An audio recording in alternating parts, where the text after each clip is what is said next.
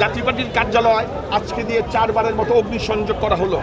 অগ্নিসংযোগ একটি বর্বরতার চূড়ান্ত রূপ। যেহেতু অগ্নিসংযোগ হচ্ছে 4 বারের মতো, আমরা ধরেই নিতে পারি এই সরকার মব ভায়োলেন্সের সরকার। অতীতে বর্গীদের আক্রমণ, অতীতে মগের মুল্লুকের সাথে আমি তুলনা করতে চাই। আজকে পুলিশের স্বল্প সংখ্যক পুলিশ উপস্থিত ছিল, তাদেরকে প্রতিহত করার সক্ষমতা তাদের প্রথমে ছিল না।